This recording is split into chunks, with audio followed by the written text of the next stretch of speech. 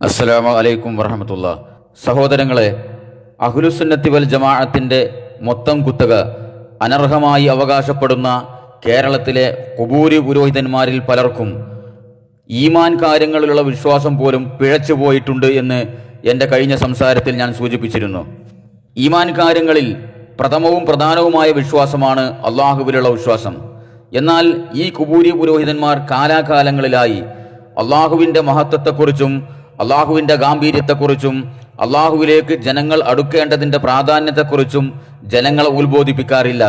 മറിച്ച് ഇവർ ഔലിയാക്കളെന്ന് സ്ഥാനപ്പേരിട്ട് വിളിക്കുന്ന ആളുകളുടെ മഹത്വത്തെക്കുറിച്ചും അവരുടെ കറാമത്ത് കഥകളെക്കുറിച്ചും അവരിലേക്ക് അടുക്കേണ്ടതിൻ്റെ പ്രാധാന്യത്തെക്കുറിച്ചുമാണ് ഇവർ വാതോരാതെ സംസാരിക്കാറുള്ളത്. എന്ന് മാത്രമല്ല സുഹൃത്തുക്കളെ, ഇവർ പ്രചരിപ്പിക്കുന്ന, ഇവർ പാടിപ്പറയുന്ന മാല മൗലിദ് കറാമത്ത് കഥകളിൽ മുഴുവനും ഇവർ പരിചയപ്പെടുത്താറുള്ളത് ഇവരുടെ ഔലിയാക്കളുടെ മുന്നിൽ നിസ്സാരനായി പോകുന്ന, കീഴടങ്ങുന്ന അള്ളാഹുവിനെ കുറിച്ചാണ്.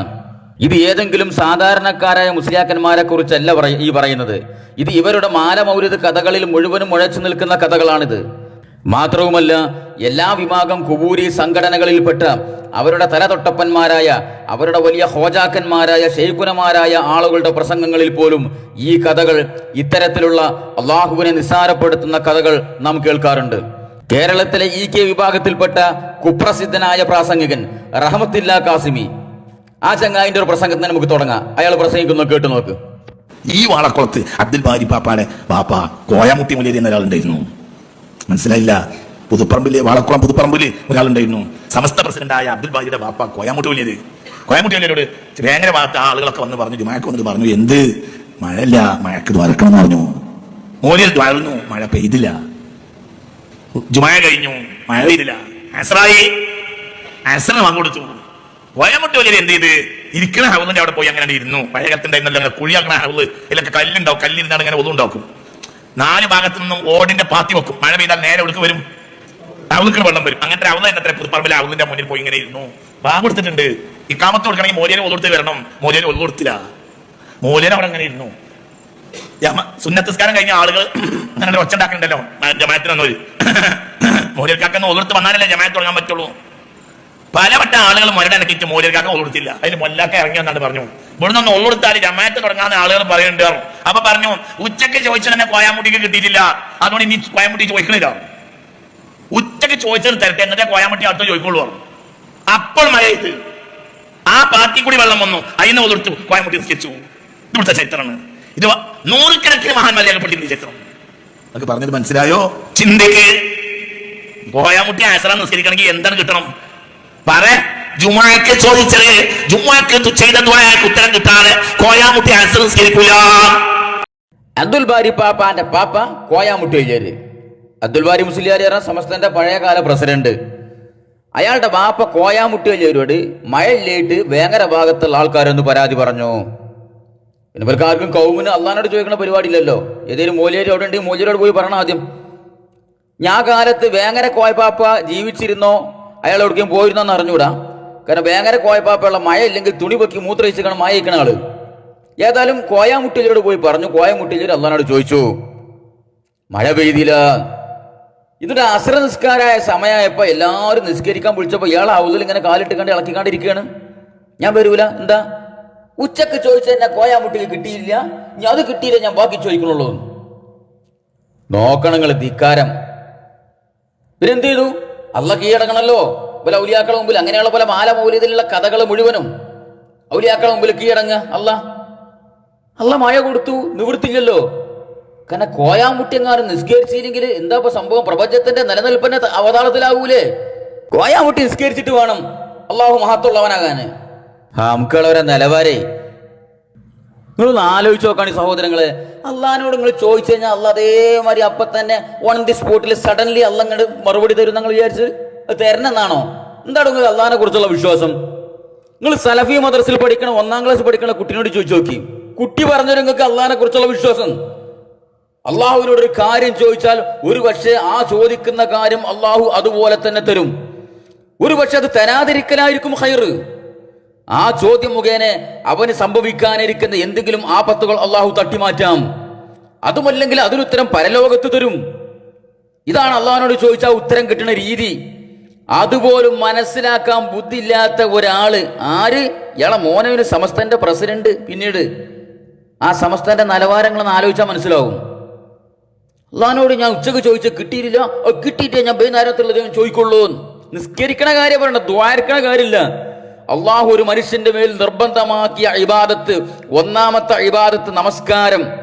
മനഃപൂർവ്വം നമസ്കാരം ഒഴിവാക്കി കഴിഞ്ഞാൽ കാഫറാന്ന്.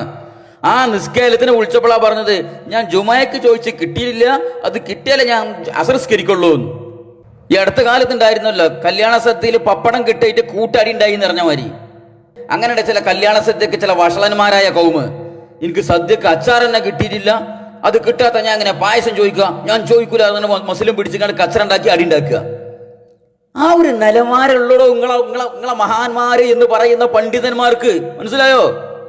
കോയാമുട്ടി ആയാലും വീരാൻകുട്ടി ആയാലും അവറാൻകുട്ടി ആയാലും അങ്ങനെ ഒരു അന്തക്കേട് ആ കാലത്ത് അയാൾ ചെയ്തേക്കണമെങ്കിൽ പറഞ്ഞേക്കണമെങ്കിൽ അത് അയാളും അള്ളയിക്കോളും. അയാളെ വിവരക്കേട്, അയാളെ അന്തക്കേട്, അയാളെ അറിവില്ലായ്മ അങ്ങനെ പറഞ്ഞത് മൂടി വെക്കുക എന്നല്ലാതെ അത് വലിയ പോലീസായിട്ട് പിൽക്കാലത്ത് വന്ന ഒരു നമുക്ക് ഇങ്ങനെ പറയാൻ പാടുണ്ടോ? അത് വലിയൊരു സദസ്സിന്റെ മുമ്പിൽ വഷളത്തരം പറയേ. എനിക്ക് വലിയൊരു മൂലക്കൂരുണ്ട്, അത് കാണിച്ചു തരാന്ന് ചോദിച്ചിക്കാണ്ട് തുണി അയച്ചിട്ട് ഇങ്ങനെ കാണിച്ചു കൊടുക്കണ പോലെ വഷളത്തരം നല്ല എന്തോടോ ഇതൊക്കെ? അങ്ങനെ ഒരു വഷളത്തരം അയാൾ ചെയ്തു അല്ലെങ്കിൽ പറഞ്ഞു, അതെങ്ങനെ കൊട്ടി ഘോഷിക്കല തന്നെ? അള്ളാന്റെ മുമ്പിലാണോ ഈ അഹങ്കാരം, ഈ ധിക്കാരം? നിങ്ങൾ പള്ളി ദർസിൽ പഠിക്കണ ഈ മോലിയാരി കോയാമുട്ടിയായാലും വീരാൻകുട്ടിയായാലും അവറാൻകുട്ടിയായാലും നിങ്ങൾ പള്ളി ദർസിൽ പഠിക്കണ മോലിയന്മാര് ചെലവിന് പോലെ പല വീട്ടിക്കും നിങ്ങൾ പോയിക്കാണ്ട് പറയോ രാവിലെ ഞാൻ പൊറാട്ട ചോദിച്ചിട്ട് കിട്ടിയിട്ടില്ല, അതുകൊണ്ട് എനിക്ക് ഉച്ചക്കത്തെ ചോറ് വേണ്ടെന്ന് പറയോ? നിങ്ങള് പറയില്ല. മുണുങ്ങാൻ കിട്ടുന്ന വീടാണ്. അങ്ങനെ ധിക്കാരം കാണിച്ചു കഴിഞ്ഞാൽ മുസ്ലിം പിടിച്ച് നിന്ന് കഴിഞ്ഞിട്ടുണ്ടെങ്കിൽ ആ മോചാരം ഇങ്ങോട്ട് വീട്ടിൽ പറഞ്ഞയക്കണ്ടെന്ന് പറയും. അവിടെ നിങ്ങൾ അനിഷ്ടം പ്രകടിപ്പിക്കൂല. പ്രപഞ്ച സൃഷ്ടാവായ എല്ലാവരെയും പടച്ച് പരിപാലിക്കുന്ന അള്ളാഹുവിനോട് ഒരു കാര്യം ചോദിച്ചിട്ട് അതുപോലെ കിട്ടിയിട്ട് എന്റെ അഹങ്കാരം, ഞാൻ നിസ്കരിക്കൂല, അസംസ്കരിക്കൂല. ഇതൊരു കോയാമുട്ടിയിൽ മാത്രം ഒതുങ്ങുന്ന കേസല്ലത്. ഇവരെ മഹാനായ റിഫായി ഷേഖ്, ഇവരുടെ മാല മൗലിദുകളുള്ള റിഫായി ഷേഖ്, ആ മാലകളിലുള്ള റിഫായി ഷേഖിനെ കുറിച്ച് ഇവർ പറഞ്ഞ കഥ എന്താ? റിഫായി ഷേഖിനെ പൂർണ്ണ ഗർഭിണിയായ സമയത്ത് ഒരു ടൈമായി കഴിഞ്ഞാൽ അത് വയറിനുള്ളത് പുറത്ത്, ഗർഭപാത്രത്തിനുള്ളത് പുറത്തേക്ക് ഇറങ്ങണമല്ലോ. അട്ടന്റെ മാരി ഇങ്ങനെ അള്ളി പിടിച്ചിരിക്കാൻ പറ്റൂല്ലോ. പക്ഷെ റിഫായി ഷേഖ് ഇറങ്ങൂല. വാശി മൂപ്പര് എന്താ പത് റിഫായി ഷേഖ് ഇറങ്ങാത്ത? അപ്പൊ റിഫായി ഷേഖ് അള്ളാന്റെ മുമ്പിൽ കണ്ടീഷൻ വെച്ചു എന്നാണ് മാലകൾ പറയണത്. അല്ലോ, ഞാൻ അങ്ങനെ എല്ലാവരും ഇറങ്ങണമാരിങ്ങനെ ഒരു ലോക്കൽ ഇറക്കം ഇറങ്ങൂല, ഞാൻ ഗർഭപാത്രത്തിൽ നിന്ന് പുറത്തേക്കാണ് ഇറങ്ങണമെങ്കിൽ സുവർഗം എനിക്കും എൻ വയ്യാൽ തുടർന്നോൽക്കും സുഖത്തോടെ തന്നാൽ ഇറങ്ങാം ഞാൻ എന്നോവർ. എനിക്ക് സ്വർഗം വേണം, എനിക്ക് മാത്രം പോരാ, എന്റെ കൂടെ പിൽക്കാലത്ത് തന്നെ അലവലാദികളുണ്ടല്ലോ, ഓൽക്കും കൂടെ വേണം സ്വർഗം. എന്നാലാ ഞാൻ ഗർഭപാത്രത്തിന് പുറത്തേക്കാണ് ഇറങ്ങുള്ളൂ. റിഫായി ഷേഖ് വാശി പിടിച്ചു, അല്ല കീഴടങ്ങി, അല്ല സ്വർഗം കൊടുത്തു. ആ സ്വർഗം പിന്നീട് മുമ്പിൽ ഒരു തോട്ടത്തിന് വിൽക്കുന്നുണ്ട്, അത് വേറെ ചരിത്രം. അള്ളാന്റെ മുമ്പിൽ ധിക്കാരേ അടിതാമി നോക്കി ചവിട്ടാണ് കൊടുത്ത സ്വർഗം പോയിട്ട് കക്കൂസും കൂടി വേണ്ട ഇറങ്ങൂല പുറത്തേക്ക്. ഇവര് പരിചയപ്പെടുന്ന അള്ളാഹു ആണത്. മനസ്സിലായി നിങ്ങള്? അപ്പൊ ഇവർ അള്ളാഹുവിലുള്ള വിശ്വാസം, അള്ളാഹു ഇവരെ ഔലിയാക്കളെ മുമ്പിൽ ഇങ്ങനെ പേടിച്ച് ബേജാറായി നടക്കുന്ന ഒരു അള്ളാഹു ഉണ്ട്. പ്രപഞ്ചമൊക്കെ അല്ല തന്നെ സൃഷ്ടിച്ചിട്ടുള്ളത്, അതൊക്കെ ശരി തന്നെയാണ്, അല്ല ഉണ്ട്. എന്നാലും നമുക്ക് കാര്യങ്ങളൊക്കെ നടത്തി തരാൻ ഔലിയാക്കൾ ഉണ്ടല്ലോ. ആ ഔലിയാക്കളെ മുമ്പിൽ നമ്മൾ അനാദരവ് കാണിക്കാൻ പാടില്ല, അവരെ മുമ്പിൽ നമ്മൾ ശ്വാസം പോലും വിടാൻ പാടില്ല, അവരെ മുമ്പിൽ ശബ്ദം ഉയർത്താൻ പാടില്ല, അവർ പറഞ്ഞതിന് എതിരെ പറയാൻ പാടില്ല. അവർ എന്ത് പറഞ്ഞാലും സമീനാ വാത്തകന അള്ളാനെ വെല്ലുവിളിക്കാം, അള്ളാനോട് ധിക്കാരം കാണിക്കാം, അള്ളാനോട് അഹങ്കാരം കാണിക്കാം. കാരണം അവർ പഠിപ്പിച്ചിട്ടുള്ളത് അള്ളാഹുവിനെ കുറിച്ച് ഇവർക്ക് യാതൊരു നിലവിലില്ല. ഒമാ ഖദറുല്ലാഹ ഹഖ ഖദരിഹി അറിഞ്ഞില്ലേ ഖുർആനില്? അള്ളാനെ കണക്കാക്കണ പോലെ കണക്കാക്കിയില്ലാന്ന്. കാരണം ഇവർ പഠിപ്പിച്ചിട്ട് അള്ളാഹ് അങ്ങനെ അള്ളുണ്ട്, ഇവിടെ ഈ ഭൂമിയിൽ നമുക്ക് കാര്യങ്ങളൊക്കെ നടത്തി തരാൻ അള്ളാഹുവിന് പകരക്കാരനുണ്ട് എന്നാണ്. അള്ളാഹ്ക്ക് പകരക്കാരനെ വെറുതെ പറയില്ല, കേട്ടു നോക്ക്. ഖലീഫത്തുല്ലാഹി ഫീനാ മുഹയ്യിദ്ദീനി, മഹാനായ ശൈഖ് അബ്ദുൽ ഖാദിർ ജീലാനി ഖദ്ദസല്ലാഹു സിർറഹുൽ അസീസ്, അള്ളാഹുവിന്റെ പകരമായി ഇവിടെ വന്നവരാ. നഊദു ബില്ലാഹ്. കുരുവട്ടൂരി കുട്ടി ദജ്ജാൽ പ്രസംഗിക്കുക അള്ളാന്റെ പകരക്കാരനാണ് ശൈഖ് ജീലാനി. എടോ, അള്ളാഹ്ക്ക് പകരക്കാരനുണ്ടോ? ആരാടോ എന്നത് പഠിപ്പിച്ചത്? ഇജ് പഠിച്ച ദീനേതാടോ? ആരാടോ എന്നെ പഠിപ്പിച്ചത്? ഏതാന്റെ മതം, ഏതാന്റെ വിശ്വാസം, ഏതാ ജാതി? അള്ളാഹ്ക്ക് പകരക്കാരനോ? ഒരു പകരക്കാരന്റെ ഉത്തരവാദിത്തം എന്താടോ? ഞാൻ എനിക്ക് പകരമായി ഒരാളെ അയക്കുമ്പോ ഞാൻ എന്തൊക്കെ കാര്യങ്ങൾ ചെയ്യണമോ അതെല്ലാം ആ പകരക്കാരൻ ചെയ്യണം. എന്നോട് ആളുകൾക്ക് എന്തെല്ലാം കാര്യങ്ങൾ ആവശ്യപ്പെടാമോ അതെല്ലാം ആ പകരക്കാരനോട് ചോദിക്കാം. എനിക്ക് എന്തൊക്കെ അർഹതപ്പെട്ടതുണ്ടോ അതെല്ലാം ആ പകരക്കാരന് അർഹതപ്പെട്ടതാണ്. അതാണ് പകരക്കാരന്റെ ഡ്യൂട്ടി. അപ്പൊ അള്ളാന്റെ പകരക്കാരനായി ജീലാനി ഇവിടെ വരുമ്പോ അള്ളാഹ്ക്ക് അവകാശപ്പെട്ടതെല്ലാം ജീലാനിക്ക് അവകാശപ്പെട്ടതാണ്. അള്ളാഹിനോട് ചോദിക്കേണ്ട കാര്യങ്ങൾ മുഴുവനും ജീലാനിനോട് ചോദിക്കാം. നിങ്ങൾ അള്ളാഹ്ക്കും വേണ്ടി നിസ്കരിക്കുന്നുണ്ട്, ജീലാനിക്കും വേണ്ടി നിസ്കരിക്കാം. അതാണല്ലോ പകരക്കാരൻ. നിങ്ങൾ അള്ളാഹ്ക്കും വേണ്ടി നോൽപ്പ് വിൽക്കുന്നത്, ജീലാനിക്കും വേണ്ടി നോൽപ്പ് വിൽക്കാം. അള്ളാഹു ആണോ പ്രപഞ്ചം നിയന്ത്രിക്കുന്നത്? ജീലാനിയാണ് പ്രപഞ്ചം നിയന്ത്രിക്കുന്നത്, മടവൂരാണ് പ്രപഞ്ചം നിയന്ത്രിക്കുന്നത്. അള്ളാഹു അറിയാതെ ഈ പ്രപഞ്ചത്തിൽ ഒരു കാര്യം നടക്കൂലേ? ജീലാനി മടവൂരും അറിയാതെ ഈ പ്രപഞ്ചത്തിൽ ഒരു കാര്യം നടക്കൂല. മടവൂരും ജീലാനും അറിയാതെ പ്രപഞ്ചത്തിൽ ഇല പോലും അനങ്ങൂല. അപ്പൊ അള്ളാഹുവിന് എന്തൊക്കെ അവകാശപ്പെട്ടതുണ്ടോ ഗുണവിശേഷങ്ങൾ മുഴുവനും അത് ഔലിയാക്കൾക്കും അവകാശപ്പെട്ടതാണ്. കാരണം ഔലിയാക്കൾ, ജീലാനി അടക്കമുള്ള ഔലിയാക്കൾ അള്ളാഹുവിന് പകരക്കാരാണ്. കൂഫറിന്റെ വാചകല്ലോടത് പോയി ഷഹാദത്തല്ല നമുക്ക് മനസ്സിലായത്. എനിക്കും മടങ്ങി വരണമെങ്കിലേ എന്റെ മുമ്പിലുണ്ട് കൗമിട്ട. ഇവൻ പറയണ ഈ വഷളത്തരം കേൾക്കാനുണ്ട് കൗമ്. സമുദായത്തിന്റെ ദുരന്താണത്. സുഹൃത്തുക്കളെ, ഇനി എന്താണ് ഇവന്മാര് പറയാൻ ബാക്കിയുള്ളത്? ജീലാനി അള്ളാനെ പോലത്തെ അള്ളയാണെന്ന് പോലും പറഞ്ഞിട്ടില്ല. മടവൂര് അള്ളാനെ പോലത്തെ അള്ളയാണെന്ന് പോലും പറഞ്ഞിട്ടില്ല കേട്ടോ. ഇതുവരെ താമസിയാതെ ഇവർക്ക് പറയാൻ പോതില്ലത്. ജൂതന്റെ അച്ചാരം വാങ്ങി പ്രവർത്തിക്കുന്ന ഈ ജൂതചാരന്മാർ, ഇസ്ലാമിന്റെ വിശ്വാസത്തെ തകർക്കാൻ കച്ചകെട്ടിയിറങ്ങിയ ഈ ജൂതചാരന്മാർ വരെ ഉള്ളിൽ അതുണ്ടാവും. കാരണം അള്ളാന്ന് പറഞ്ഞു മടവൂര് അനല്ലോ, അത് കൊട്ടിഘോഷിക്കുന്ന ആൾക്കാരാണ് ഇവര്. മടവൂര് അനല്ലാന്ന് പറഞ്ഞ യാതൊരു കുഴപ്പമില്ല. ഇനി ഇവരെ വായോണ്ട് പറയാൻ ബാക്കിയുള്ളൂ എന്ത്? മടവൂര് വേറൊരു അള്ളയാണേ, ജീലാനി വേറൊരു അള്ളയാണേ. അത് ഈ ജൂതചാരന്മാർ പറയാത്ത സമുദായത്തിന്റെ ഏറ് കിട്ടുന്നു പേടിച്ചിട്ടാ. പിന്നാലെ പാഞ്ഞിട്ട് എറിയും സമുദായം എന്ന് പേടിച്ചിട്ടാണ്. അല്ലെങ്കിൽ ഇവന്മാർ എന്നേത് പറഞ്ഞിട്ടുണ്ടാവും ജീലാനി വേറൊരു അള്ളയാണ്, മടവൂര് വേറൊരു അള്ളയാണ്. നിങ്ങൾ ആലോചിച്ച് നോക്കണം. ഇത് മാത്രമല്ല, ഇവർ എല്ലാ കാലത്തും അള്ളാഹുവിനെ പരിഹസിക്കാനും അള്ളാഹുവിനെ കൊച്ചാക്കാനുമാണ് ഇവർ വായ തുറക്കാറുള്ളത്. അള്ളാഹുവിന്റെ മഹത്വത്തെ ഉദ്ഘോഷിച്ചുകൊണ്ട്, അള്ളാഹുവിലേക്ക് അടുക്കേണ്ടതിന്റെ പ്രാധാന്യത്തെ ജനങ്ങളെ ഉത്ബോധിപ്പിച്ചുകൊണ്ട് ഏതെങ്കിലും ഒരു സലഫി പ്രബോധകൻ എവിടെങ്കിലും പ്രസംഗിച്ചാൽ ഇവരപ്പം അള്ളാഹിനെ ചോദ്യം ചെയ്യും. ഇവർ ഔലിയാക്കളെ കുറിച്ച് ചോദ്യം ചെയ്താൽ, ഇവരുടെ ഔലിയാക്കൾ എന്ന് പറയുന്ന ആളുകളുടെ കഴിവിനെ ചോദ്യം ചെയ്താൽ ഇവർ അള്ളാഹിനെ ചോദ്യം ചെയ്യും. ഞങ്ങൾ ഔലിയക്ക് കഴിവില്ലേ? നിങ്ങൾ അള്ളാഹ്ക്കും കഴിവില്ല. ഞങ്ങൾ ഔലിയാനെ കൊണ്ട് ചെയ്യാൻ പറ്റൂലേ? നിങ്ങൾ അള്ളാഹിനെ കൊണ്ട് ചെയ്യാൻ പറ്റൂല. ഞങ്ങൾ ഔലിയ, നിങ്ങളല്ല. ഇതാണ് പോലെ ശൈലി. ഇത് ഇപ്പത്തെ ഒട്ടിലൊടുക്ക് മൊല്ലാക്കന്മാർ മാത്രമല്ല കേട്ടോ, ഇവരെ പഴയകാല കൊലകൊമ്പന്മാരായ മൊല്ലമാരുടെയും പലരുടെയും അവസ്ഥ തന്നെയായിരുന്നു. ഇവർ പറയട്ടെ, പഴമക്കാരിൽ നിന്ന് നമ്മൾ കേട്ടിട്ടുണ്ട്, നമ്മുടെ പൂർവികരായ ഉപ്പാപ്പമാരിൽ നിന്നൊക്കെ അന്നത്തെ രസകരമായ രംഗങ്ങളൊക്കെ. അക്കാലഘട്ടത്തിലെ സുന്നത്തി ജമാഅത്തിന്റെ വേദികളിൽ പ്രസംഗിച്ചിരുന്ന ഉസ്താദുമാർ, ആ ഉസ്താദുമാരോട് ഇവർ കളിയാക്കിയിട്ട് ചോദിക്കൂത്തരെ, നിങ്ങൾ പറയണം മുഹിയദ്ദീൻ ശൈഖിന് കറാമത്തുണ്ടെങ്കിൽ വരട്ടെ ഒരു ഗ്ലാസ് കട്ടൻ ചായ. പരിഹസിക്കുകയാണ്. അപ്പൊ ഇപ്പുറത്തുനിന്ന് കുറച്ചൊക്കെ അന്തമുള്ളവരാണല്ലോ. അപ്പൊ അവര് പറഞ്ഞു അതിപ്പോ മുഹിയദ്ദീൻ ശൈഖിനുള്ള കഴിവ് എന്ന് പറഞ്ഞാൽ അള്ള കൊടുത്തിട്ടുള്ള കഴിവാവണ്ടേ. പക്ഷെ മുസ്തഖിൽ എന്ന നിലക്ക് കഴിവുള്ള ഒരാളും കൊടുക്കാതെ നിരുപാധികം കഴിവുള്ളവരാണല്ലോ അള്ളാഹ്. അതെ. അപ്പൊ നിങ്ങളിപ്പോ ചോദിച്ചത് എന്താ? മുഹിയദ്ദീൻ ശൈഖിന് കഴിവുണ്ടെങ്കിൽ വരട്ടെ ഒരു ഗ്ലാസ് കട്ടൻ ചായ എന്നല്ലേ? എന്നാ അള്ളാഹ്ക്ക് കഴിവുണ്ടോ അല്ലേ മൗലവി? അള്ളാഹ്ക്ക് കഴിവുണ്ടെങ്കിൽ അക്കൂട്ടത്തിൽ വരട്ടെ ഒരു കഷ്ണം പുട്ടും കൂടിന് പോന്നോട്ടെ എന്ന്. ഇപ്പൊ രണ്ടും കാണില്ല. അപ്പൊ ഇത് രണ്ടും ഇല്ലേ എന്ന് ചോദിച്ച കാലങ്ങളെ കുറിച്ചൊക്കെ നമ്മുടെ പൂർവികരിൽ നിന്ന് കേട്ടിട്ടുണ്ട്. സ്റ്റേജുമെന്ന് മൗലവിമാര് കോഴിമുട്ട എടുത്തിട്ട് പുറത്തേക്ക് അങ്ങോട്ട് വരും. എന്നിട്ട് പറഞ്ഞു മുഹിയദ്ദീൻ ശൈഖിന് കഴിവുണ്ടെങ്കിൽ ഈ കോഴിമുട്ട പൊട്ടാതിരിക്കട്ടെ എന്ന്. കോഴിമുട്ട പൊട്ടി. അപ്പൊ പുറത്ത് എന്ത് ചെയ്തു? പുറത്തുള്ള ഉസ്താദുമാർ ഒരു കോഴിമുട്ട എടുത്തിട്ട് പറഞ്ഞു അള്ളാഹ്ക്ക് കഴിവുണ്ട്, ഈ കോഴിമുട്ടയും പൊട്ടാണ്ടിരിക്കട്ടെ എന്ന്. അതും പൊട്ടി. സഹോദരങ്ങളെ, എന്താണ് ഇവർ ഈ പറയണത്? ഒരു പഴയകാല മൊല്ലമാര്, വിവരമില്ലാത്തവരും അന്നും ഉണ്ടായിട്ടുണ്ടല്ലോ വില കൂട്ടത്തില്. ഇന്ന് മാത്രമല്ലല്ലോ, അള്ളാഹിനെ കുറിച്ച് ബോധമില്ലാത്തവരും അന്നും ഉണ്ടായിട്ടുണ്ടല്ലോ. അവന്മാരൊക്കെ പഠിപ്പിച്ചു കൊടുത്ത ശിഷ്യന്മാരുള്ളപ്പോ ഈ പ്രസംഗിക്കണത് ഇങ്ങനല്ലേ വരുള്ളൂ. അപ്പൊ അന്നത്തെ പോലെ തലതൊട്ടപ്പന്മാരായ കുറെ ആൾക്കാർ, അള്ളാഹിനെ കുറിച്ച് ബോധമില്ലാത്ത ഈ മൊല്ലമാര്, വലിയ മൗലാനമാരെന്ന് നടക്കുന്ന കുറെ മൊല്ലമാരുണ്ടല്ലോ, അവരോട് അന്നത്തെ സലഫി പണ്ഡിയന്മാർ ചോദിച്ചു, എന്ത് നിങ്ങളെ മൊയ്തീൻ ശൈഖിന് കഴിവുണ്ടെങ്കിൽ ഒരു ഗ്ലാസ് കട്ടൻ ചായ വരട്ടെ എന്ന് പറഞ്ഞപ്പോൾ തിരിച്ചുള്ള മറുപടി ഉരുളക്കുപ്പേരി മറുപടി. എന്തേ? അങ്ങനെയാണെങ്കിൽ നിങ്ങൾ അള്ളാഹ്ക്ക് കഴിവുണ്ടെങ്കിൽ അതിന്റെ കൂടെ ഒരു കുറ്റി പുട്ടും കൂടി വരട്ടെ. എങ്ങനെയുണ്ട്? ഒരു മൗലവി കോഴിമുട്ട സ്റ്റേജ് വന്ന് പുറത്തേക്കാണ് ഇട്ടു എന്നാണ്. ഇതൊക്കെ എന്ന് സംഭവിച്ചാന്ന് അറിഞ്ഞു കേട്ടോ. നിങ്ങളെ മൊയ്തീൻ ഷേഖിന് കഴിവുണ്ടെങ്കിൽ ആ മുട്ട പൊട്ടാതിരിക്കട്ടെ എന്ന് പറഞ്ഞപ്പോ മറ്റേ മൊല്ല വടന്നുകൊണ്ട് വേറെ കോയിമുട്ട അങ്ങോട്ട് ഒറ്റയേറ്. നിങ്ങൾ അള്ളാഹ്ക്ക് കഴിവുണ്ടെങ്കിൽ ആ മുട്ട പൊട്ടാതിരിക്കട്ടെ. അപ്പൊ ഞങ്ങൾ ഔലിയക്ക് കഴിയൂലേ? അങ്ങനെ നിങ്ങൾ അള്ളാഹ്ക്കും കഴിയൂല. ഞങ്ങൾ ഔലിയക്ക് കഴിവുണ്ട് നിങ്ങൾ അംഗീകരിക്കുണ്ടോ? ഞങ്ങൾ അള്ളാഹ്ക്ക് കഴിവുണ്ട് ഞങ്ങൾ അംഗീകരിച്ചരാ. ദളപതിന്റെ ആകത്തുക ഞങ്ങൾ ഔലിയ നിങ്ങളല്ല. എന്താണോ ഈ പറയണത്? മൊയ്തീൻ ഷേഖ് ജീവിച്ചിരിക്കുന്ന കാലത്ത് അല്ലെങ്കിൽ മടവൂര് ജീവിച്ചിരിക്കുന്ന കാലത്ത് അയാളോട് പറയണം, മടവൂരിനോട് പറയാണ്, അല്ലെങ്കിൽ മൊയ്തീൻ ഷേഖിനോട് പറയാണ്, ഒരു ഗ്ലാസ് കട്ടൻ ചായ ഉണ്ടാക്കിക്കൊണ്ടാന്ന് പറഞ്ഞാൽ അവരെ കൊണ്ട് ഉണ്ടാക്കി തരാൻ കഴിയൂലേ? കഴിയൂലേ? അവരുണ്ടാക്കി തരൂലേ?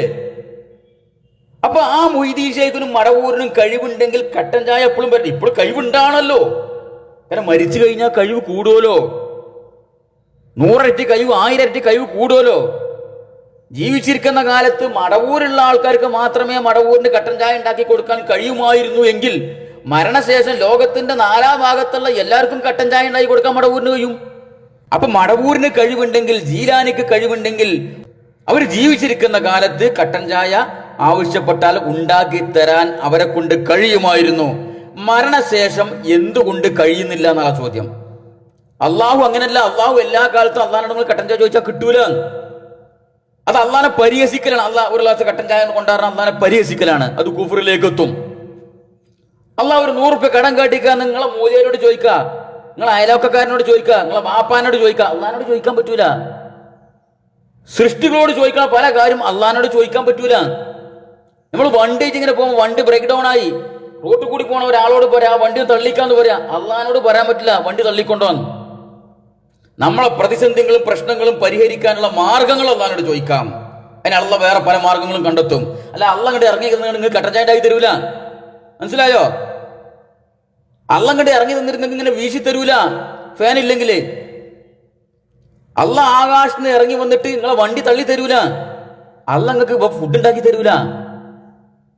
പക്ഷെ നിങ്ങൾ ഇതൊക്കെ ജീവിച്ചിരിക്കുന്ന കാലത്ത് നിങ്ങൾ ഔലിയാക്കളെ കൊണ്ട് കഴിയും. മരിച്ചു കഴിഞ്ഞാൽ ഞങ്ങൾ ഔലിയാക്ക് കഴിവ് കൂടും ചെയ്യും. അപ്പൊ സ്വാഭാവികമായിട്ടും ആ ചോദ്യം സത്യസന്ധമാണ്, ആ ചോദ്യം ന്യായമാണ്. നിങ്ങളെ മൊയ്തീൻ ഷേഖിന് കഴിവുണ്ടെങ്കിൽ ഒരു ഗ്ലാസ് കട്ടൻ ചായ വരട്ടെ എന്ന് ചോദ്യം. അല്ലെങ്കിൽ നിങ്ങൾ പറയണം മൊയ്തീൻ ഷേഖ് ജീവിച്ചിരിക്കുന്ന കാലത്ത് കട്ടൻ ചായ ഉണ്ടാക്കാൻ ഇവരെ കൊണ്ട് കഴിയുമായിരുന്നു, മരിച്ചു കഴിഞ്ഞാൽ കഴിയൂല നിങ്ങൾ പറയണം. അള്ളാഹിനെ കൊണ്ട് എന്ത് കാര്യത്തിനും കഴിയും. പക്ഷെ അള്ളാഹിനോട് എല്ലാ കാര്യം ചോദിക്കാൻ, സൃഷ്ടികളോട് ചോദിക്കുന്ന കാര്യങ്ങളെല്ലാം അള്ളാഹിനോട് ചോദിക്കാൻ പറ്റൂല.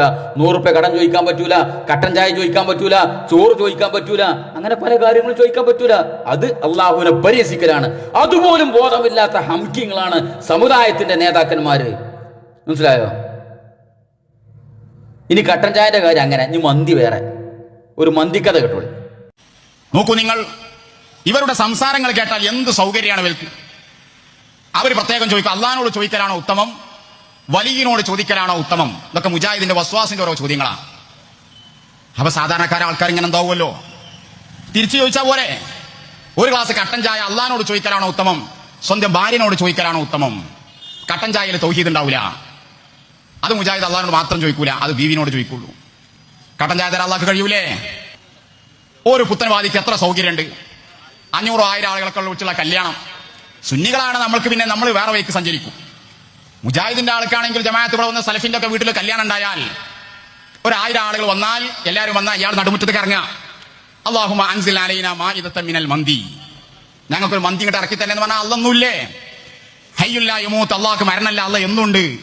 അള്ളാഹു അതിന് കുദറത്തുള്ള ആളാണ്, അവിടെ അത് ഇറക്കണില്ല. കേട്ടല്ലോ സുഹൃത്തുക്കളെ, പരിഹസിക്കുക അള്ളാഹിനെ കുറിച്ചൊരു കറുമ്പ് ഈമാൻ ഇവന്റെ ഒക്കെ മനസ്സിന്റെ ഉള്ളിലുണ്ടോ? ഉണ്ടെങ്കിൽ ഇതൊക്കെ പറയടോ. ഒരു മുജാഹിദിന്റെ വീട്ടിൽ പരിപാടി ഉണ്ടെങ്കിലും മുറ്റത്ത് ഇറങ്ങിയിട്ട് ആകാശത്ത് കയ്യാണ് ഉയർത്തിയിട്ട് അള്ളാഹുവിനോട് മന്തി ചോദിച്ചൂടെ, നിങ്ങൾ അള്ളാഹ്ക്ക് അതിന് കയ്യൂലേ എന്നാ ചോദിക്കണത്. എന്നിട്ട് പറയാ ഞങ്ങളെ സുന്നിയാക്ക് വേറെയും പല മാർഗങ്ങളുണ്ട്, ഞങ്ങൾ ആ മാർഗത്ത് കൂടി നോക്കുന്നു. എന്താണോ നിങ്ങളെ മാർഗം ഒന്ന് പറഞ്ഞിട്ട് ഞങ്ങളൊന്ന് കേൾക്കട്ടെ. നിങ്ങളെ മാർഗമുള്ള ഔലിയാക്കള്, നിങ്ങളെ മടവൂര്, നിങ്ങളെ വേങ്ങര കോയപ്പാപ്പ, നിങ്ങളെ ജീലാനി, നിങ്ങളെ അമ്പംകുന്ന് ബീരാനൗലിയ, നിങ്ങളെ ഓച്ചിറ ദാമോദരൻ, ഈ വക തലക്ക് വെളിവുള്ളതും വെളിവില്ലാത്തതുമായ കുറെ ഔലിയാക്കൾ നിങ്ങൾക്ക് ഉണ്ടല്ലോ. അതല്ല നിങ്ങളെ മാർഗം. നിങ്ങൾ എന്തുണ്ടെങ്കിലും അവിടെയുള്ള പോയി പറയാ അല്ലേ? നിങ്ങൾ വെച്ചുത്തി മൂന്നാലും അവിടെ പോയി പറയും. വയറിളക്കി ഉണ്ടായി തൂറിയാലും അവിടെ പോയി പറയും. ഇനി വയറ് ഇളകിയില്ലെങ്കിലും അവിടെ പോയി പറയും. തലവേദന ഉണ്ടായാലും അവിടെ പോയി പറയും. ബ്ലഡ് ക്യാൻസർ ഉണ്ടായാലും അവിടെ പോയി പറയും. നിങ്ങളെ മോളെ കെട്ടിച്ച് കല്യാണം ശരിയായില്ലെങ്കിൽ അവിടെ പോയി പറയും. കല്യാണം ശരിയായ മോൾക്ക് പള്ളിയിൽ ഉണ്ടായില്ലെങ്കിൽ അവിടെ പോയി പറയും. ഗർഭം അലസിയാൽ അവിടെ പോയി പറയും. ഈ വയറിൻ്റെ ഉള്ളിലുള്ള കുട്ടിനെ ആണാക്കാനും അവിടെ പോയി പറയും, പെണ്ണാക്കാനും അവിടെ പോയി പറയും, എല്ലാം അവിടെ പോയി പറയണം. നിങ്ങളെ പെരയില് ഇങ്ങക്ക് ഒരു പരിപാടി ഉണ്ടെങ്കിൽ നിങ്ങൾ എന്താ മടവൂരിക്കാൻ തിരിഞ്ഞു നിൽക്കാണ്ട് മടവൂരെ ഒരു ചെമ്പ് മന്തി വരണേ നിങ്ങൾ എന്താ പറയാത്തുള്ളൂ? എന്താ മടവൂരിനെ കൊണ്ട് കഴിയൂലേ? എന്താ നിങ്ങൾ പറയാത്ത്? മടവൂര് ജീവിച്ചിരിക്കണ കാലത്ത് നിങ്ങൾ മന്തിയും എല്ലാം ചോദിച്ചിട്ടുണ്ടാവുമല്ലോ.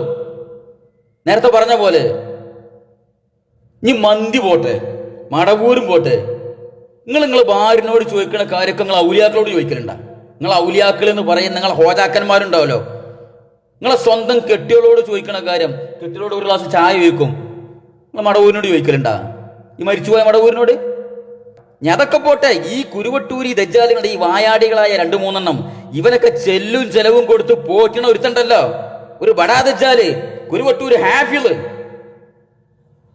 നിങ്ങൾ ഓനോട് ചോദിക്കും, നിങ്ങൾ കെട്ടികളോട് ചോദിക്കണത്? ഇവനൊക്കെ റോട്ടിൽ കൂടി നടന്നു പോണ സമയത്ത് ഇവന്റെ വണ്ടി ആക്സിഡന്റ് ആയി, ഇവന്റെ നട്ടെല്ല് പൊട്ടി, ശരീരം അനക്കാൻ വയ്യാതെ വാഴപ്പിണ്ടി പോലെ കെടുക്കണം ഇവന് മന്തി പോയിട്ട് ഇവനൊന്ന് ചന്തിക്ക് കൊടുക്കണമെങ്കിൽ ഇവന്റെ കെട്ടികൾ വേണ്ടി വരും അല്ലേ? അത് നിങ്ങൾ കുരുവട്ടൂർ ഹാഫിദിനോട് പറയോ? മഹാനായ മുദബ്ബിറുൽ ആലമായ ഹാഫിദ് എന്റെ ചന്തി ഒന്ന് കൈകി തരുന്ന നിങ്ങൾ പറയോ? പറയടോ, വിവരമില്ലാത്ത ജാഹില്. അള്ളാനെ കൊച്ചാക്ക്, അള്ളാനോട് മന്തി ചോദിച്ചൂടെ? അപ്പൊ ഇവര് സമുദായത്തിനെ പഠിപ്പിച്ചു കൊണ്ടിരിക്കുന്നത് അള്ളഹാനോട് ചോദിക്കണം കാട്ടി ഏറ്റവും ഹയറായ കാര്യങ്ങൾ. അള്ളഹാനോട് ചോദിച്ചാൽ ഉത്തരം കിട്ടുന്ന ഉറപ്പൊന്നുമില്ല. ഔലിയാക്കളോട് ചോദിക്കാം, എല്ലാ കാര്യങ്ങളും നമുക്ക് ഔലിയാക്കളോട് ചോദിക്കാന്ന. എന്നാ ഈ വക കാര്യങ്ങൾ ഔലിയാക്കളോട് ചോദിക്കൂല. വല്ല വീട്ടിൽ വല്ല ചടങ്ങുണ്ടെങ്കിൽ മന്തിയും ചോദിക്കൂല, ഒന്നും ചോദിക്കൂല. അള്ളഹാന്റെ അടുത്ത് അടുക്കാൻ പാടില്ല എന്നാണ് അവര് സമുദായത്തിനോട് പഠിപ്പിച്ചിട്ടുള്ളത്. അള്ളാഹ് എന്ന് പറഞ്ഞ ഒരു ഭീകര സങ്കല്പം, അള്ളാഹു എന്ന് പറഞ്ഞ ഒരു ട്രാൻസ്ഫോമറാണ്. നമ്മൾ റോഡിന്റെ സൈഡിൽ കൂടി ഒക്കെ നടന്നു പോകുമ്പോൾ അവിടെ ട്രാൻസ്ഫോമർ ഉണ്ടാവും. പഴയ കാലത്ത് ഇങ്ങനെ ട്രാൻസ്ഫോമർ ഇങ്ങനെ പൊട്ടിപ്പോയി ഇങ്ങനെ മൂളിക്കൊണ്ടിരിക്കും. നമ്മൾ ആ ഭാഗത്തെത്തുമ്പോൾ റോഡിന്റെ ഈ സൈഡിൽ കൂടി നടന്നു പോകും. കുട്ടികളൊക്കെ കൈ കൂടി പോകണമെങ്കിൽ അങ്ങോട്ട് പോകേണ്ട ട്രാൻസ്ഫോമറാണ്, ഷോക്ക് അടിക്കും എന്നൊക്കെ പറയും ചിലപ്പോ. അതുപോലെയാണ് ഇവർ അള്ളാഹിനെ പരിചയപ്പെടുത്തിയിട്ടുള്ളത്. അള്ളാഹു ട്രാൻസ്ഫോമർ ആണ്, നമുക്ക് അടുക്കാൻ പാടില്ല, ആ ഏരിയയിൽ കൂടി പോകാൻ പാടില്ല. അള്ളാഹു ആകുന്ന ട്രാൻസ്ഫോമറിന്റെ അടുത്തേക്ക് അടുക്കാൻ നമുക്ക് കഴിവില്ല, ശക്തിയില്ല എന്നാ ഇവര് പഠിപ്പിച്ചിട്ടുള്ളത്. സത്യത്തിൽ പറഞ്ഞാൽ ഖബറിനെ ആരാധിക്കലല്ല. നമ്മളിപ്പോൾ ഏത് വിഷയം എല്ലാവരും ആരാധിക്കുന്ന ദൈവത്തിനാണ് എല്ലാവരും ആരാധിക്കേണ്ടത്. അപ്പോൾ നമ്മൾ ട്രാൻസ്ഫോമറിൽ നേരിട്ട് കറണ്ട് വീട്ടിലേക്ക് ആരും എടുക്കാറില്ല, അത് പോസ്റ്റ് വഴി എടുക്കാറ്. ഇതുപോലെ അള്ളാഹുക്ക് ദൈവത്തിലേക്ക് നേരിട്ട് പറയാനുള്ള ഒരു ശക്തി നമുക്ക് ആർക്കും ഇല്ല. കേട്ടില്ലേ സഹോദരങ്ങളെ? ഇതാണ് അല്ലാഹ് ട്രാൻസ്ഫോർമറാണ്, അടുക്കാൻ പറ്റൂല. അതുകൊണ്ട് നമ്മൾ അതിൽ വേറെ കണക്ഷൻ വേറെ പോസ്റ്റ് നമുക്ക് കൊടുത്ത് ആ പോസ്റ്റ് സ്വിച്ച് ബോർഡ് നമുക്ക് കൊടുത്ത് അവിടുന്ന് വേറെ പ്ലഗ് കുത്തി അങ്ങനെ എടുക്കാൻ പറ്റുള്ളൂ. ട്രാൻസ്ഫോമറിന്റെ ഏലത്തിൽ നമുക്ക് എടുക്കാൻ പറ്റൂല. ഇതാണ് വലിയ സമുദായത്തിന് തലയെ കെട്ടി പഠിപ്പിച്ചുകൊണ്ടിരിക്കുന്നത്. ഇനി അതുപോട്ടെ, ട്രാൻസ്ഫോമർ പോയി ഇനി അല്ല പ്രധാനമന്ത്രിന്റെ പവർക്കാണല്ല, അതൊന്ന് കേട്ടോക്ക്. നമുക്ക് പറയാനുള്ളത് റസൂലുള്ളാഹ് എന്നുള്ള വാക്ക് തന്നെ ഉണ്ട്. അള്ളാഹു നിയോഗിക്കപ്പെട്ട വ്യക്തി, എല്ലാം കൊടുക്കാൻ വേണ്ടി ഏൽപ്പിക്കപ്പെട്ട വ്യക്തി എന്നാണ് റസൂലുള്ളാഹ്. എന്താ അപ്പൊ അതിന്റെ അർത്ഥം? എല്ലാം കൊടുക്കാൻ വേണ്ടി ഏൽപ്പിക്കപ്പെട്ട വ്യക്തിയാണ് മുത്തുനബി എന്ന് പറഞ്ഞ അതിന്റെ അർത്ഥം എന്താ? ആ മുത്തുനബിയോട് ചോദിച്ചോളി ആവശ്യമുള്ളത് എന്നല്ല അതിന്റെ അർത്ഥം. ആ മുത്തുനബിയൊക്കെ വാങ്ങിക്കോളി എന്നതിന്റെ അർത്ഥം. മുത്തുനബിന്റെ കയ്യിൽ നിന്ന് വാങ്ങുന്നത് അത് അള്ളാഹിന്റെ കയ്യിൽ നിന്ന്, അള്ളാഹുവിൽ നിന്ന് വാങ്ങുന്നത് പോലെ തന്നെയാണ്. വലിയ പ്രധാനമന്ത്രി, വലിയ രാജാക്കന്മാർക്കൊന്നും നാട്ടിലുള്ള ഓരോരുത്തരായിട്ട് സംസാരിക്കാനും അവരുടെ പ്രശ്നങ്ങൾക്ക് പരിഹാരം പറഞ്ഞു കൊടുക്കാനും കഴിയൂല. അതുകൊണ്ട് അവരൊക്കെ വലിയ വലിയ ആളുകൾ അവർക്ക് ഓഫീസിൽ ഒരാളെ ഏൽപ്പിക്കും.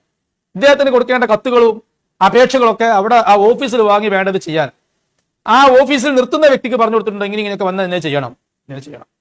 പിന്നെ അത് രാജാവിനോട് അതിൽ വന്നിട്ട് ഇങ്ങനെ കൊടുക്കട്ടെ എന്ന് ഓരോന്നിനും ചോദിക്കേണ്ട ആവശ്യമില്ല, അതൊക്കെ പറഞ്ഞു കൊടുത്തിട്ടുണ്ട്.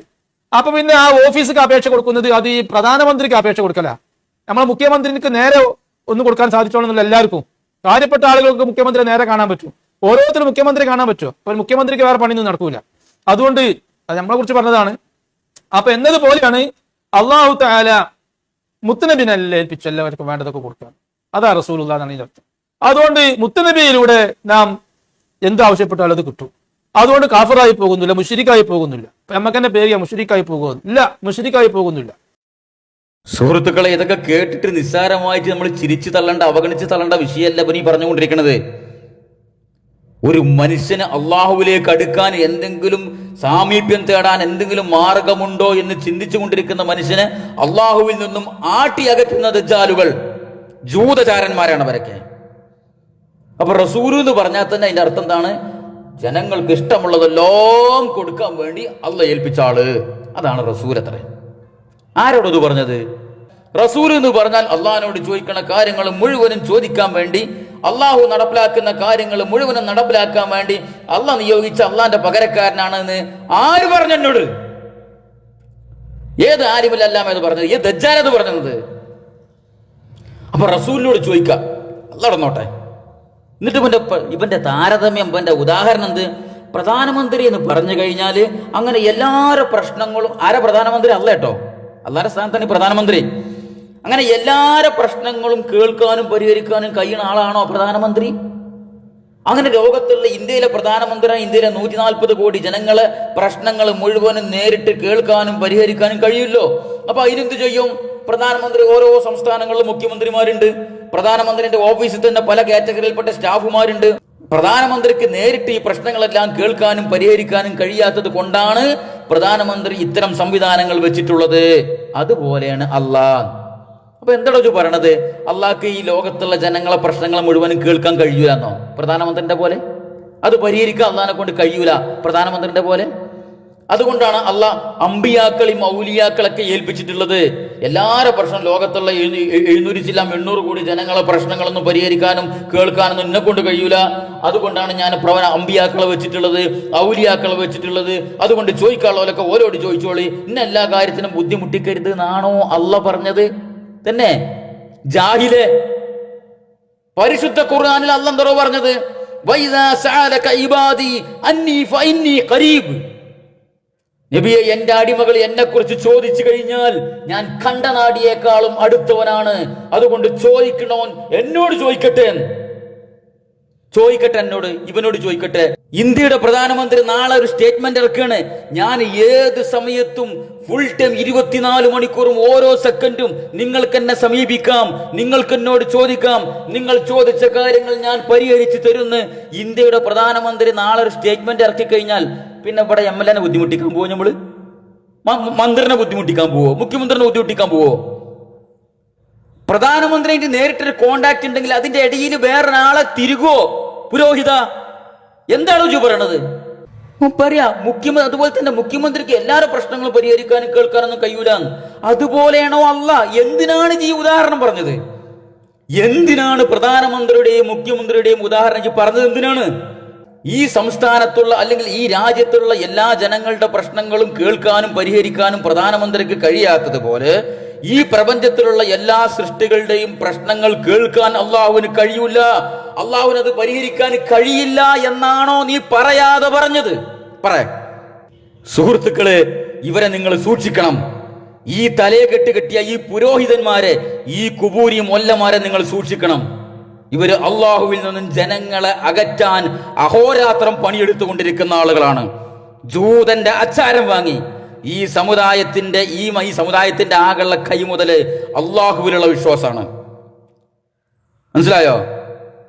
അതാണ് ഈ സമുദായം. ആ വിശ്വാസം കൊണ്ടാണ് സമുദായം ഏത് പ്രതിസന്ധിയിലും ഏത് ശത്രുവിന്റെ മുമ്പിലും രക്ഷപ്പെട്ടിട്ടുള്ളത്. അല്ലാതെ ആൾബലം കൊണ്ടല്ല, ആയുധബലം കൊണ്ടല്ല, അംഗബലം കൊണ്ടല്ല, അടിയുറച്ച അള്ളാഹുവിലുള്ള അടിയുറച്ച വിശ്വാസം കൊണ്ട്. ആ വിശ്വാസത്തിന്റെ കടക്കൽ കത്തിവെക്കാനാണ് ഇവനെ പോലുള്ള പുരോഹിതന്മാർ ശ്രമിച്ചുകൊണ്ടിരിക്കുന്നത്. നിർബൻ ചോദിക്കുകയാണ്, അള്ളാഹുവിനോട് നേരിട്ട് ചോദിക്കാൻ അർഹതയുള്ളവരാണോ നാം? കേട്ടോക്ക്. ഔലിയാക്കളെ സ്നേഹിച്ചോ, അതല്ലാതെ നമ്മുടെ മുമ്പിൽ വേറെ ഒരു മാർഗവുമില്ല. അള്ളാനോട് അടുത്തവരാണോ സാധുക്കളായ ഞാനും നിങ്ങളോ? അള്ളാനോട് ചോദിക്കാൻ അർഹതയുള്ളവരാണോ? ഔലിയാക്കളോട് ചോദിച്ചോ, അതല്ലാതെ നമ്മളെ മുമ്പിൽ വേറെ മാർഗമില്ല. സാധുക്കളായ നമുക്ക് അള്ളാനോട് ചോദിക്കാൻ എന്ത് അർഹതയാണുള്ളത്? അണ്ണാക്ക് ഉറപ്പിച്ചിട്ട് അലറാണ്. നമുക്ക് എന്താണോ അള്ളാനോട് ചോദിക്കാനുള്ള അർഹത? അള്ളാന്റെ അടിമാകുക തന്നെ അർഹത. അള്ളാഹ് പറഞ്ഞിട്ടുണ്ടോ ഇന്ന ആൾക്കാർ എന്നോട് ചോദിക്കാൻ പാടുള്ളൂ, ഇന്ന ആൾക്കാർ കാറ്റഗറിയിൽപ്പെട്ട ആൾക്കാർ ചോദിക്കാൻ പാടില്ല, ഒരു വിഭാഗം അങ്ങോട്ട് മാറിക്കട്ടെ, അങ്ങനെ പറഞ്ഞിട്ടുണ്ടോ?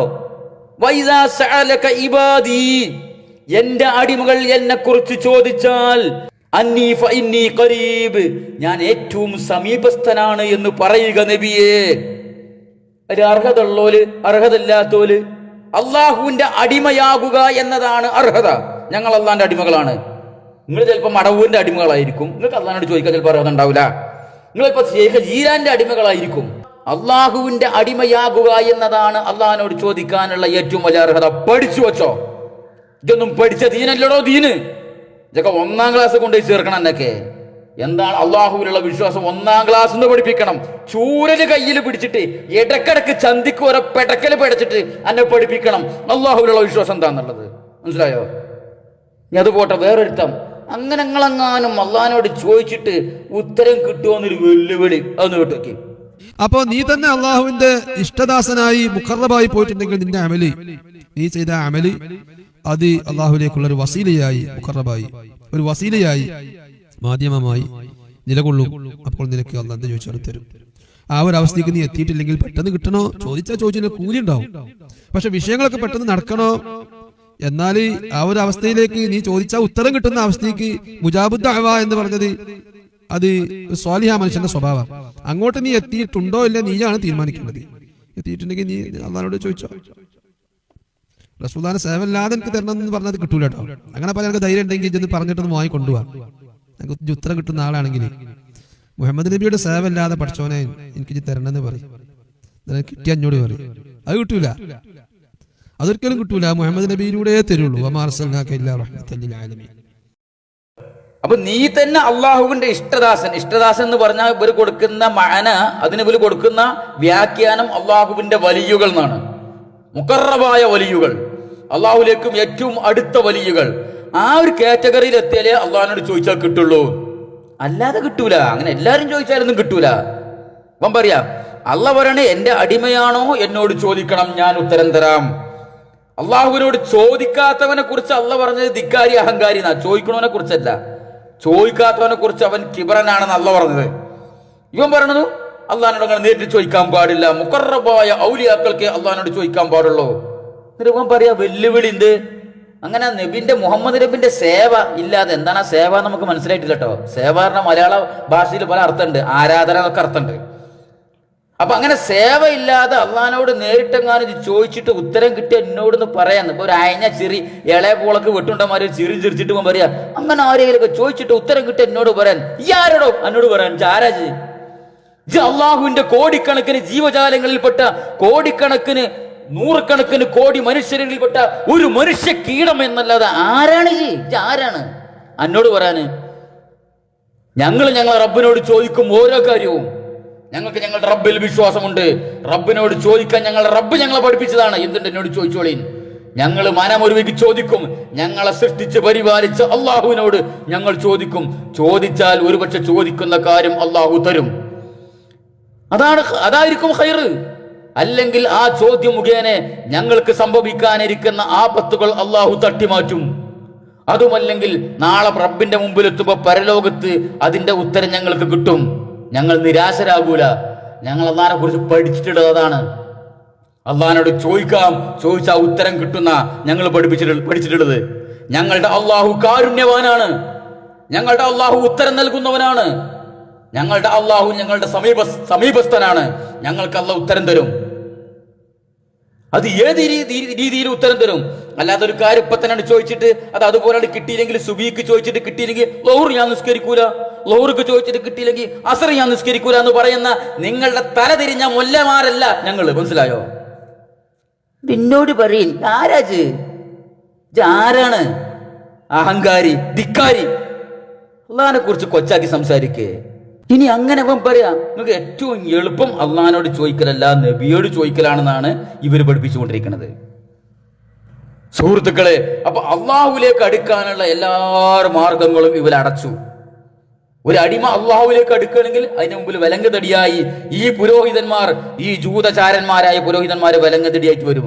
അള്ളാഹിലേക്ക് അടുക്കാൻ പറ്റൂല, ഞങ്ങൾ സമ്മതിക്കൂല അള്ളാഹിലേക്ക് അടുക്കാൻ. നിങ്ങൾ അള്ളാഹിലേക്ക് അടുത്ത് കഴിഞ്ഞപ്പോൾ ഞങ്ങൾക്ക് ഇവിടെ നിലവിലില്ലല്ലോ. അപ്പൊ അള്ളാഹിലേക്ക് അടുക്കാനുള്ള മാർഗം അവിടെ ബ്ലോക്ക് ചെയ്യും. ഇനി എന്താ നിങ്ങൾക്ക് വേണ്ടി? നിങ്ങൾക്ക് ഉത്തരം കിട്ടണോ? എത്രയും പെട്ടെന്ന് ഉത്തരം കിട്ടണോ? അത് നബിനോട് തന്നെ ചോദിക്കണം, അള്ളാഹിനോട് ചോദിക്കാൻ പറ്റൂല. അപ്പൊ മുജാബുദ് ദഅവ, ദുആക്ക് ഉത്തരം കിട്ടുന്ന സ്വാലിഹി എന്നുള്ള അവസ്ഥയ്ക്ക് നീ എത്തിയിട്ടില്ലെങ്കിൽ പിന്നെ എനിക്ക് എളുപ്പ വഴിയുള്ളത് അള്ളാഹ് പറഞ്ഞതാ, ലാ ഇലാഹ ഇല്ലല്ലാഹ് മുഹമ്മദ് റസൂലുള്ളാഹ്. അപ്പൊ റസൂലുള്ളാഹി സ്വല്ലല്ലാഹു അലൈഹി വസല്ലം തങ്ങളാണ്, മുഹമ്മദ് നബിയാണ് അള്ളാഹുവിന്റെ ദൂതൻ. ആ ദൂതനോട് ചോദിക്കും. അള്ളാഹിന്റെ ദൂതനായതുകൊണ്ട് ദൂതനോട് ചോദിച്ചാൽ ശരിക്കൊന്നും വരില്ല. അത് ഞാൻ ഏൽപ്പിച്ച ആളാണ്, എന്റെ സെക്രട്ടറിയാണ്, അത് അള്ളാഹുവിന്റെ ദൂതനാണ്. അപ്പൊ ദൂതനോട് ചോദിച്ചാല് എന്താവില്ല, അള്ളാഹിന്റെ ദൂതനോടാണല്ലോ ചോദിക്കുന്നത്. അള്ളാഹിന്റെ ദൂതനോട് ചോദിച്ചാൽ അതുകൊണ്ട് കുഴപ്പമൊന്നും വരില്ല. അപ്പൊ അള്ളാഹിലേക്ക് ചോദിക്കാനുള്ള ആ കാറ്റഗറിയിൽ എത്തിയിട്ടില്ലെങ്കിൽ പിന്നെ എനിക്കുള്ള എളുപ്പ വഴി എന്താണ്? ലാ ഇലാഹ ഇല്ലല്ലാഹ് മുഹമ്മദ് റസൂലുള്ളാഹ്. മുഹമ്മദ് റസൂലുള്ളാഹിന്റെ അർത്ഥം എന്താണ്? മുഹമ്മദ് റസൂലുള്ളാഹ് എന്ന് പറഞ്ഞാൽ എന്നോട് ചോദിക്കണ എല്ലാ കാര്യങ്ങളും ചോദിക്കാൻ വേണ്ടി ഞാൻ പറഞ്ഞയച്ച ആളാണ് മുഹമ്മദ് നബി. അവിടെ ഞാൻ റസൂലിനോട് ചോദിച്ചോളീ. ഇതാണ് ഇവർ പഠിപ്പിക്കുന്ന ദീന് സഹോദരങ്ങളെ. ഈമാൻ കാര്യങ്ങളിൽ പ്രഥമ കാര്യമായ അള്ളാഹുവിലുള്ള വിശ്വാസം ഇവർക്ക് പഴിച്ചിട്ടുണ്ടോ ഇല്ലേ? നിങ്ങളിത് കേട്ടിട്ട് പറയും. ഞങ്ങൾക്ക് ചോദിക്കാനുള്ളത് ഈ സമുദായത്തിലെ പാവപ്പെട്ട ഈ ദീനിനെ സ്നേഹിക്കുന്ന സാധാരണക്കാരായ ആളുകളോടാണ്. ഇവരെ നമ്പി നടക്കുന്ന, ഈ പുരോഹിതന്മാരെ നമ്പി നടക്കുന്ന, ഇവരെ തലയിലേറ്റി നടക്കുന്ന, ഇവർക്ക് ചെല്ലും ചെലവും കൊടുത്ത് ഇവർ ഈ സമുദായത്തിന്റെ സംരക്ഷകരാണെന്ന് തെറ്റിദ്ധരിച്ച് ഇവരെ തലയിലേറ്റി നടക്കുന്ന സാധാരണക്കാരോടാണ് ഞങ്ങൾക്കിത് പറയാനുള്ളത്. നിങ്ങൾ വിചാരിച്ച വിശ്വാസം എന്നല്ല ഈ പുരോഹിതന്മാർ ഇവിടെ പഠിപ്പിച്ചുകൊണ്ടിരിക്കുന്നത്. നിങ്ങളുടെ പരലോകമോക്ഷത്തിനുള്ള മാർഗങ്ങളല്ല ഇവർ കാണിച്ചുകൊണ്ടിരിക്കുന്നത്. ഇവര് നിങ്ങളെ നരകത്തിലേക്ക്, അഗാധമായ കത്തിജ്വലിക്കുന്ന നരകത്തിലേക്ക് തള്ളിയിടാൻ വേണ്ടി ജൂതന്റെ ആചാരം പറ്റി പ്രവർത്തിക്കുന്ന ഈ പുരോഹിത വർഗം നിങ്ങളുടെ ഈമാൻ കാര്യങ്ങൾ മുച്ചൂട് നശിപ്പിക്കും.